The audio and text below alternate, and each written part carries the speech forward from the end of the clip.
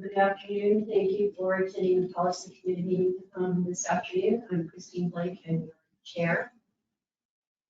On our agenda, we have proposed interpretive statement, application of the office-based surgery rule to the use of nitrous oxide, which we're going to defer. There's a joint meeting happening on April 20th, so we'll bring this back at that time after that meeting. Our second item of business are a couple of interpretive statements for opioid prescribing and monitoring. The first one is for allopathic physicians and physician assistants. I took a look at this myself. I didn't see anything, but there are many clinical people here that obviously I'd like to hear from the clinical side. Does anybody have any comments or input on that one? I thought it looked fine. Ed, do you have any?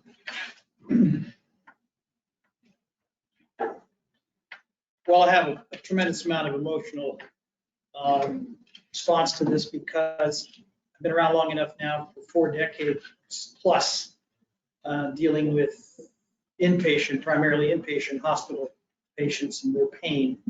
I've seen the pendulum swing from liberal pain management to where we live in an environment today in the hospital where physicians and PAs are scared to death to prescribe opioids because of the perceived heavy-handedness of legislators, politicians, and other various and sundry people in the community because of the opioid crisis. So there's a lot of unfortunate patients who go untreated or not treated appropriately for pain management in our current environment. And I think this document helps support and sends a very clear message to our physicians and our PAs that it is, they still have the freedom to look at each patient clinically and individually with some degree of clinical independence and try to make the right decision without fear of being reprimanded and or taken to some court that says that you are a person who needs to be reprimanded for prescribing opioids in any form. So I think I support this wholeheartedly, and I'm grateful that as I read through it, that it makes it very clear. It clarifies a lot. Thank you. Thank you. Does anyone else have any input?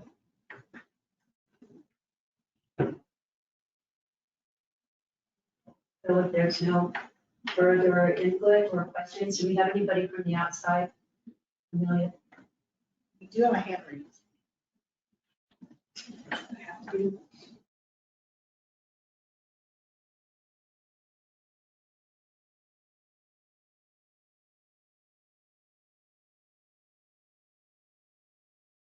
So I believe it's Malik Bryant. Did you have a question?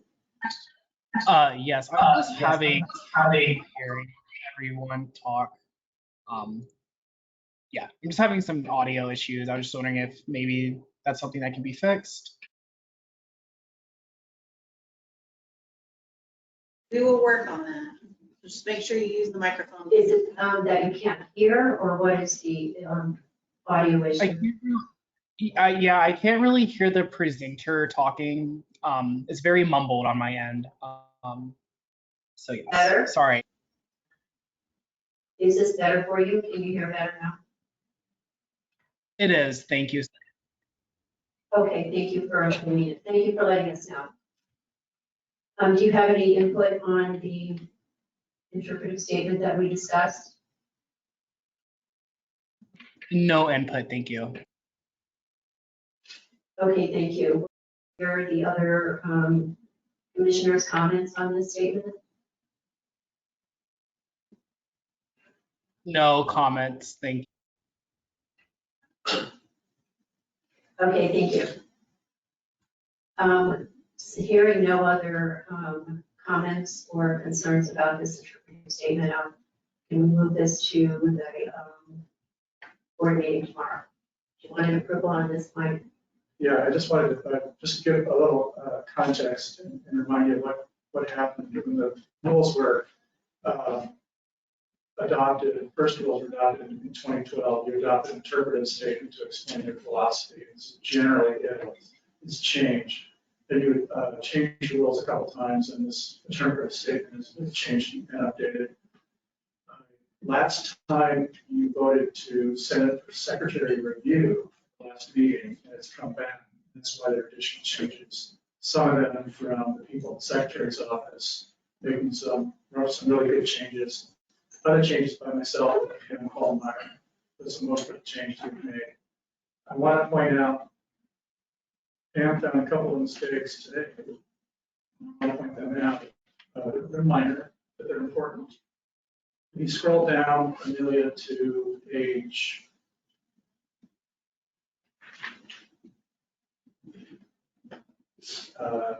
page 6.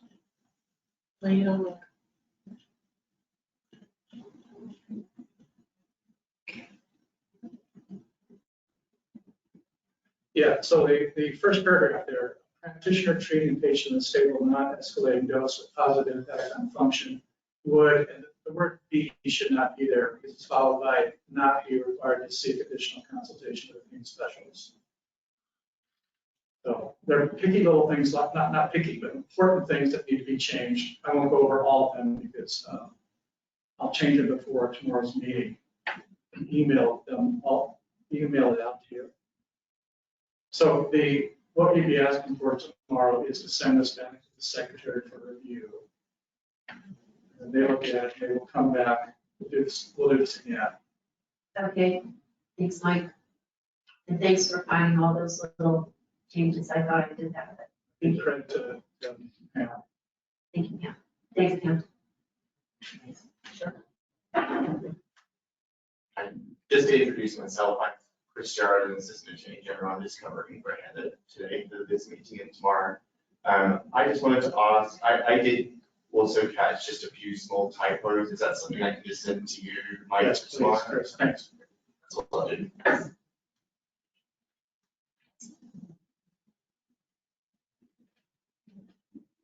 Okay, should we move on to the second interpretive statement now?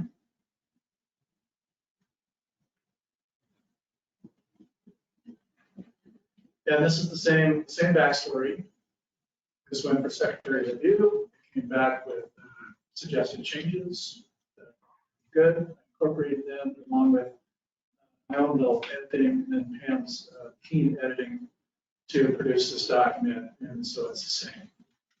And with the same error, word B removed, and then there are some other little issues that I'm going to fix.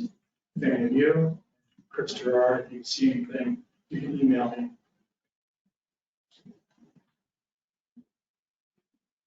Any other input on this one? From the outside, Millie? So this one also goes back then? Yes, I forgot, there was a woman who wanted to speak last time who was unable to, and she sent me an email, Amelia, you can email. Her name is Maria Higginbotham. Is she on, you know? No, she's not. Okay. So she had a couple of comments on this that I'll relate to you. One is that there was a line in here that said the CDC, what was it? I'm sorry. I mean, the 90, Yeah, 90. morphine And it kind of leads into Dr. Sherman's paper. The CDC has eliminated all references to MME or to MME or MED. So we took that out of the document because of new guidelines which were issued in November of 2022, which Dr. Sherman's paper addresses, which is in your packet. The second thing she says is that this this interpretive statement should be mailed to every licensee in the state and have them confirm they received them. I believe that we did that when the rules were first adopted. We had some kind of outreach program. We went and spoke to people, a lot of talks, but I don't believe this interpretive statement has been mailed out to everybody, and I don't know whether that's something to consider doing. I leave that to you. So we can, but that doesn't reach every licensee. We can certainly spotlight it in the newsletter, which does get emailed to every licensee. Now, that means we have to have their current email address on file, because we don't mail those anymore. We don't really mail a lot of things anymore, so we can certainly like post it. I mean, it's on our website. All interpretive statements are on the website, so It could be mailed with renewal, could it not? No. No. Renewal, you know, Well, no, renewal, courtesy, yeah, courtesy renewal cards are sent online. There's a space limit. If you haven't seen one recently, HSQA packs information on there, just 3 pages. so I mean, the answer is no. we could mail it to all of them, but something to keep in mind is that what they're People also, throw things away. I well, and mean, they're also asking for them to verify they received it. Well, that's unrealistic. Yeah. Well, and I will tell you, mailing out to 7,000 licensees is a lot of money. A lot of money, and it's gonna go in the garbage without being opened. You're talking about Yeah. Not to mention addresses that may have changed. And that is something every time we do recruitment, that's something I run into. Email addresses that aren't up to date.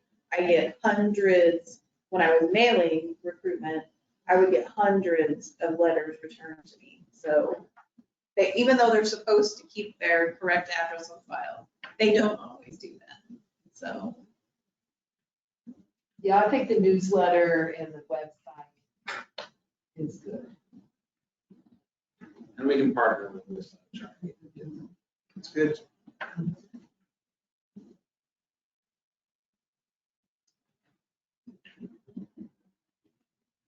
Mike, did you want to go over the paper that we received? Or was that Yes. just for information? Okay. That's the next item. I think so.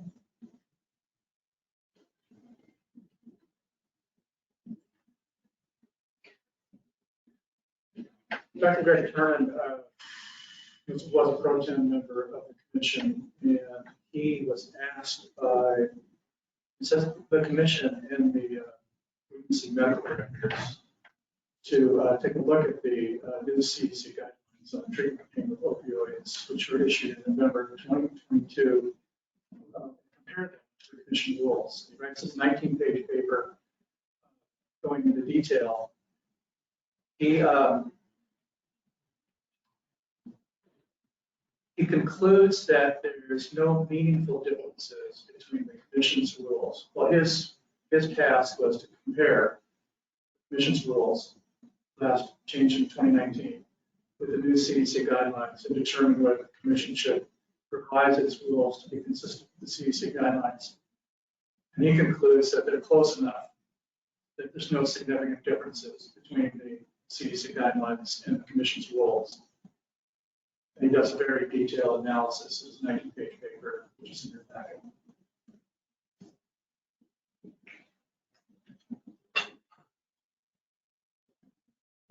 And he mentions that the CDC removed all references to MED or MMD.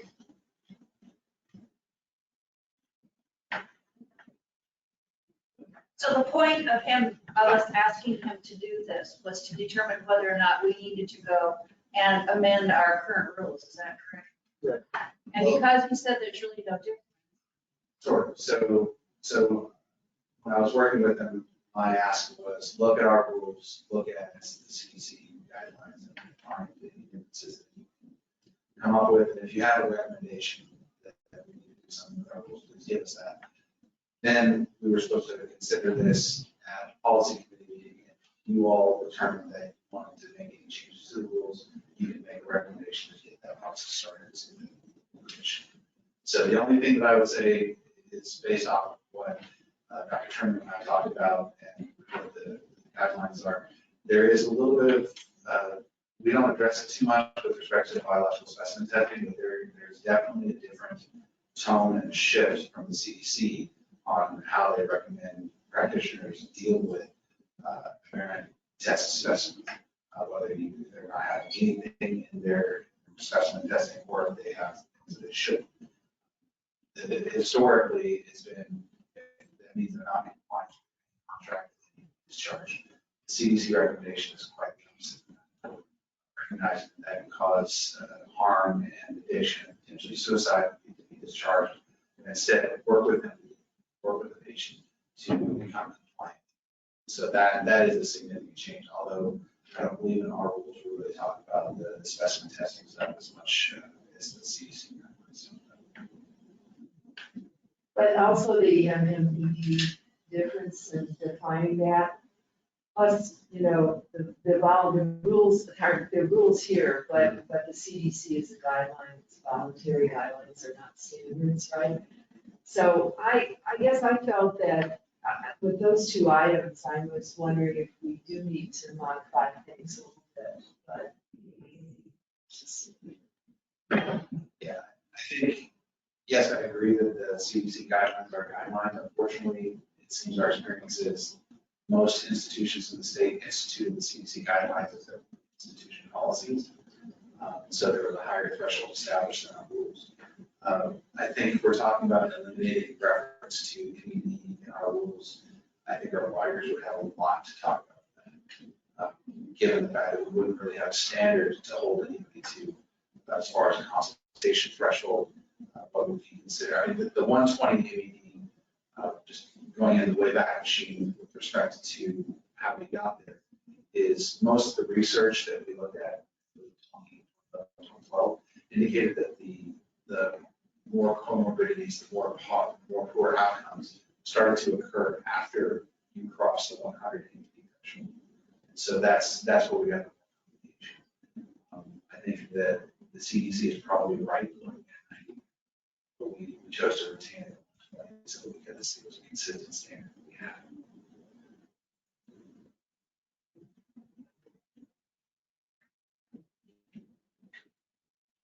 So what is the consensus? You thought? Well, I thought those two items were different, but I'm happy to leave it as it is, especially people in the state are like this. That's just my feeling about it. I didn't think it necessarily needs a whole bunch of revisions, right? I look at table 1 and I'm seeing itemized out in a nice table. There aren't a lot of significant differences. I think the issue of the dose thresholds and risks, I think that seems, I mean, I'm fine with that. I was just saying it is different system with CDC. And the only last thing is still urine analyses and how you respond to that. And that could be, it probably should be changed, but I'm not sure with the rulemaking whether it's worth it. Right? Most people now don't necessarily discharge the patients because they've read the CDC rules or guidelines. And I wonder if that's something that is a question, Mike, if that's something we can address in the opioid different state.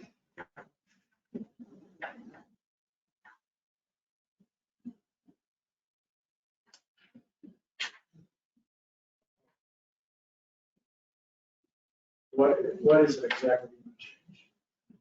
I think just to be consistent with the guidelines, it would be taking whatever they recommend with respect to parent testing. You really can. I wanted to have a private conversation. I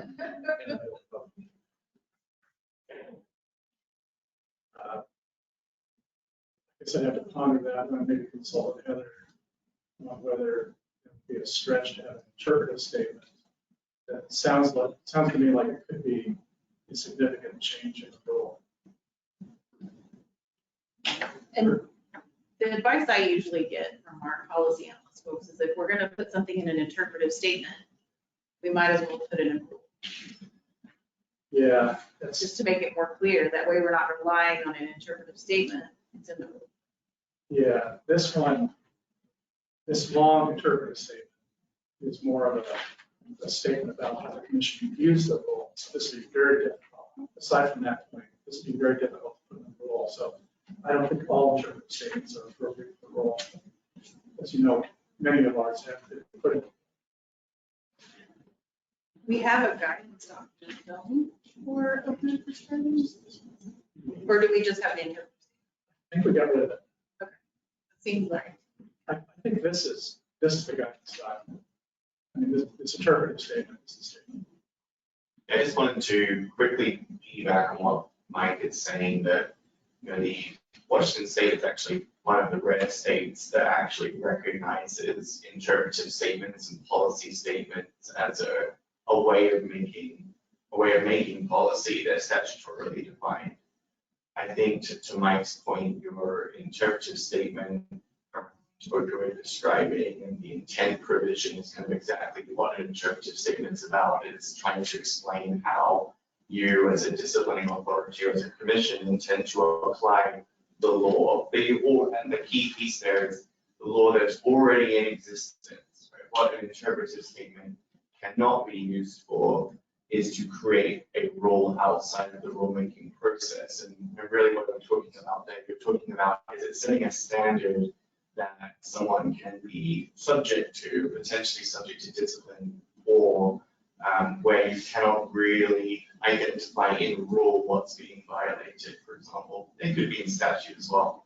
So I think in this example with the toxicology, depending on how you formulated that rule or that standard, it's very likely, I would think, that if someone doesn't follow that, that would be a violation that could potentially subject someone to discipline, which would, that's a rule and really needs to be weighed to a rule through the rulemaking process via an interpretive statement or a policy statement. But yeah, just to re-emphasize that what Mike is saying, that there's definitely a very solid role for interpretive statements. It just really can't be used to establish a standard that someone could violate that can't be tied back to statute or rule. Sorry, it's been a long monologue.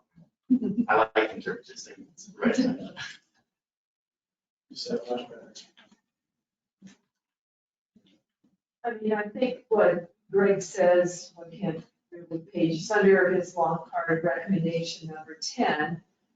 He was saying that it's not necessarily different from the rules, but instead, you know, the guideline serves as a source for people attempting to follow the rules, and maybe it can provide a little bit of guidance to say, don't discharge a patient who has, some kind of something else in their urine analysis, just automatically work with the patient, figure out whether it is really there or not, and try to keep, and what side effects it can be. So to me, it seems like just doing adding that in as a little interpretive statement, not having to change the rule, makes sense to me. I think though, what Chris is saying is if a doctor did discharge a patient and we said you went against what was in the interpretive statement, because that's not in rule, we can't really enforce that. Is that what you were saying? I mean, there may be reasons, doctors can discharge a patient. I think what they need is a caution that patients may suffer from that, right? I mean, we're all allowed to not have to take care of everybody, right? I mean, there are other communication and other things that go into that decision. So I just thought if it's more phrased in a guidance or, just a caution about that. Otherwise, you don't see that really appear in table 1 as a significant difference.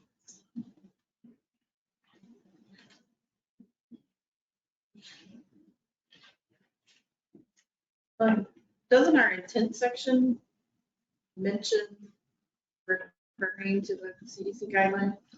Yes. Like the very end of the intent. Sorry, I'm scrolling I know that makes some people nauseous. So it does say to refer to that. Yeah. Those produced by the AMG and CDC. For the brief one.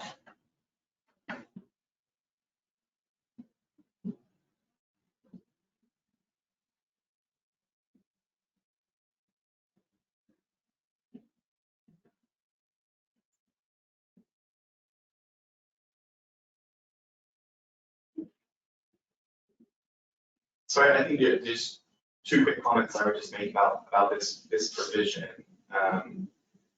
One is an intent and scope section, which tends not to really be used as something that's the kind of basis for moving forward. It tends to be referred to when you're trying to interpret rules.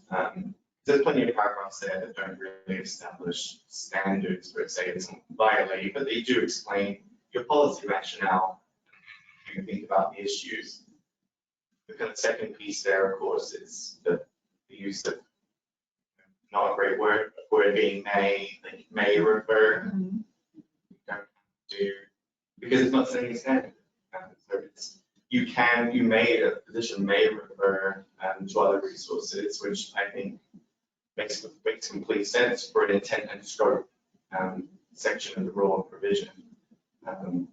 I completely understand, though, I think what Dr. Domino is saying, that is an interpretive statement, could it be a vehicle to produce kind of guidance related to this issue and not really set a specific standard? In my opinion, when we're again just talking about interpretive statements, it's really being used to interpret laws and rules within the commission's authority that you already have. That maybe feels like something outside of that. There may be other forms of communication you could use to bring up that issue. If you're not trying to create something that's an enforceable standard, but again, my recommendation maybe would be the interpretive statement isn't necessarily the best vehicle for that message, because it's not actively interpreting a statute and rule, which is really what the interpretive statement, because I'm assuming, and this is where, jumping in the cover of someone isn't the best, but I'm assuming this is an interpretive statement that's being filed with the code provider's office and actual, so I would definitely stick to whatever rules you have. I hope that made sense. Obviously, I'm happy to answer questions about that.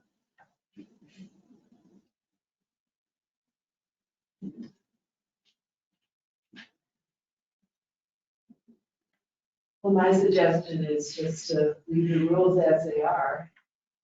Final interpretive, any little clarification in that, and I don't think we need to do rule making over what I see as the differences here. Yeah, I do have a question about two of the differences. I guess maybe my question's starting on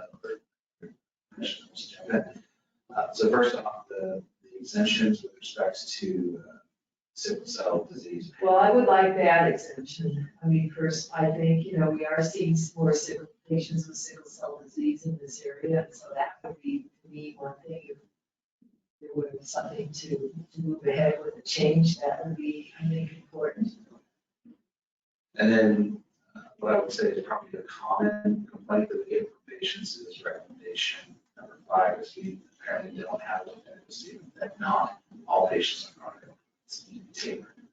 And so I don't know if that's something that can go in the interpreter statements or if it needs to be part of it. I know we have the legacy vaccination section. Didn't we just see something about one of the earlier ones that patients don't need to be tapered? It was the thing that we had just were talking about before this. In rule, there's like tapering recommendations. And then there's some clarification on our website.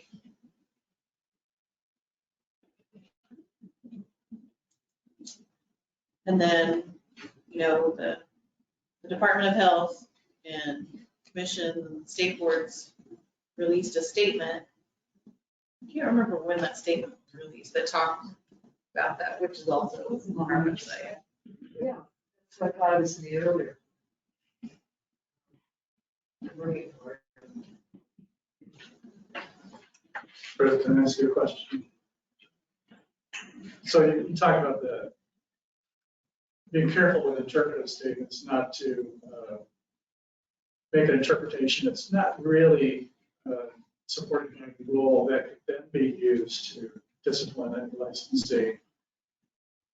Could an interpretive statement state that the commission interprets the rule as exempting, or the commission wishes to exempt the treatment of sickle cell disease under 18, would be punishing someone, you'd actually be telling practitioners, if you're treating this condition with opioids, we consider you exempt from the rule, even though the rule doesn't state that explicitly.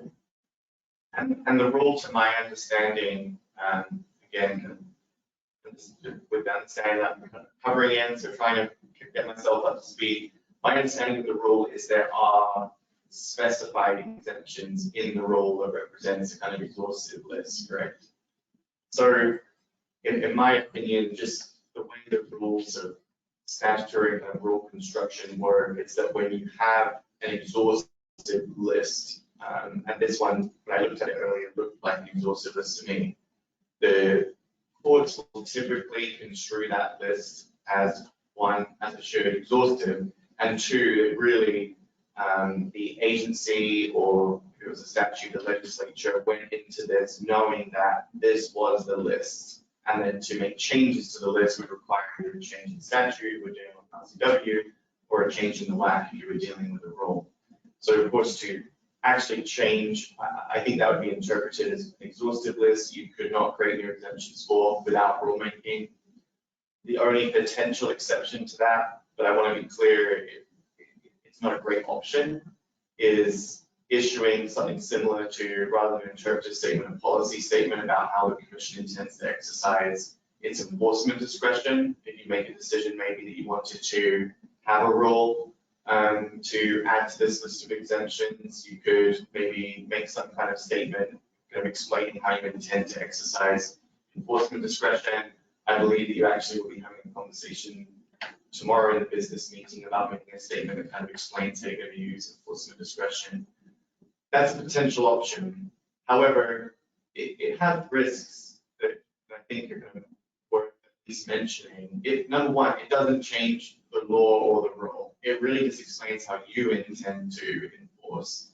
My concern always with any board or commission looking at exercising enforcement discretion especially if you're not actively taking steps to change it, where the law is fairly clear. I think this one's pretty clear when it comes to the exemptions, is that although the commission can say we're not going to take enforcement action, obviously there are other entities and there are other people, for example, from a medical malpractice standpoint, that could say you're violating a law or a rule, and really the commission's position that we're not going to take enforcement action obviously doesn't necessarily have an impact on third parties that might be otherwise trying to enforce the law.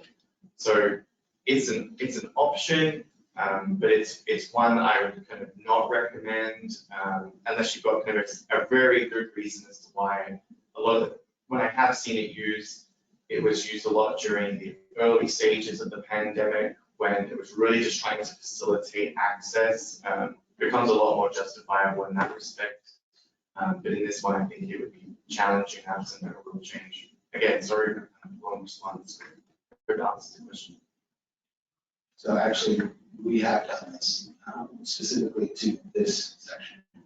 So if you look at 4, C, D, and E, those were sort of late to the party as far as their folks were concerned in 2017 rulemaking.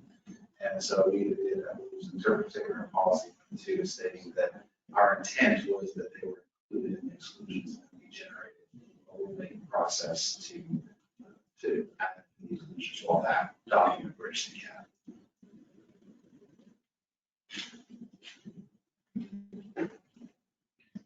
Dr. Delano, were you referring back to the other one, on the tapering paragraph? Talks about patient. Yeah, I think it was that paragraph, at least the way I read it, is that you're violating the standards of commission opiate prescribing rules if you begin tapering when patients aren't ready for it.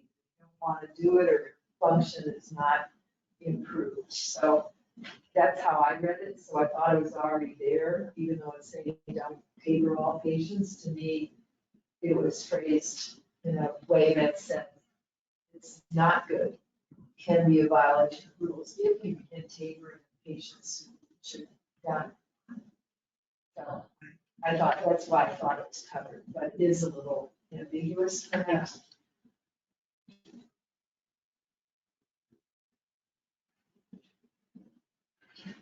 Any further discussion? So is the consensus to leave the rules as is or modify? Recommendation about the sickle cell of 18. Yeah, I didn't know if that falls under the acute care hospital thing, although it did say it did. A lot of those folks may come in having, you know, an acute exacerbation in the ER. They get hospitalized. I mean, they may just be treated in the ER, officially admitted, right now, in the ER, but I thought it might cover that, because there are a lot of people with severe pain. I don't know, you know, it is a difference, something I picked up. Just for specifically asking on sickle cell, is that something that would be true with opioids outside of an institution ever or long term? Yes. Yes, But I think if that's the case, we might want to consider taking an active exclusion if that's what we think that's important. the bad disease. I mean, I'm aware. yeah, like, that's why I'm saying it, I can see having that as an exemption. And we have more and more people in the state now with sickle cell disease. It's not the prevalence that you have in the south or the east coast, big cities, but it's.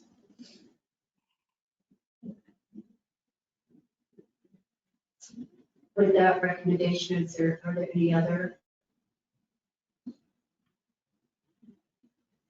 concerns or feelings that there needs to be any other rule changes or concerning this matter? It's a true statement. You do it, do all. Yeah. If you Open the open rulemaking, everything's on the table. It's not- room. You can open That's section not though. If that's what you want to do, Yeah, yes. you can be very focused. Yeah. When we changed this section, no, not the section, but the exemptions, we only opened the exemption. Yeah. Right, but if you want to talk about tapering, or if you want to talk Yeah. about your analysis, if Right. you want to do that, then do those. Yeah, three. because you said those three things, the sickle cell, the number 5, it's definite statement about that, it shouldn't be tapered. You know, not all patients need tapering, and the urine analysis issue. I still don't know, you know, the dose thresholds, that defines risk, but so I think the 3, 1, 5, and it's 10, isn't it? The exemption. Mm-hmm. In the, okay. Oh, yeah, tough. Exemptions of it. Exemptions, Exemptions. 1 and 5. No, not that, it's exemptions, recommendation 5. And let me go down this, look. Recommendation 10, that's urine analysis.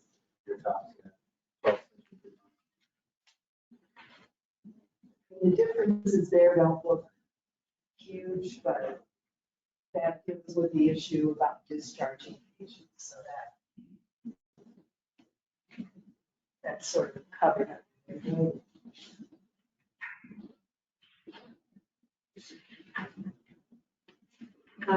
Urine toxicology you're talking about on 10. Yeah.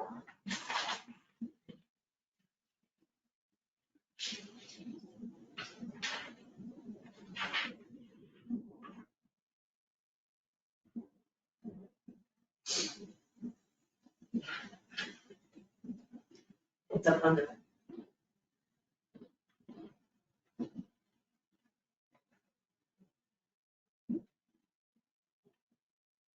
I mean, Greg's comment is CDC talks a lot about the, basically discussing unexpected results and use of the results and other clinical estimates to determine action plan after unexpected results are obtained.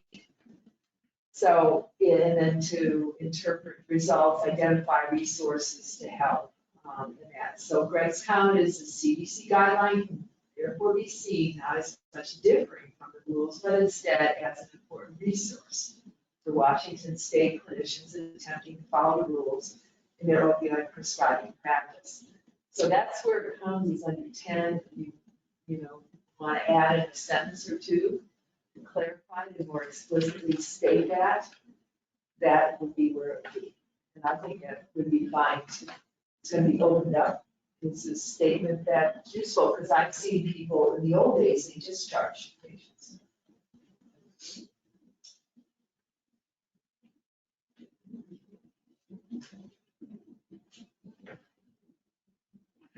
okay, so then those three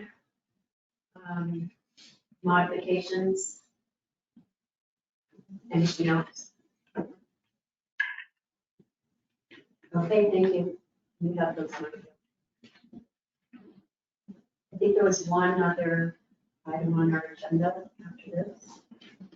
I think it was just a report about the Aero Committee. The reason we get reports on the Aero Committee is because the committee is a subcommittee to the policy committee. So everything that committee, subcommittee does comes to you, and just have a very simple report.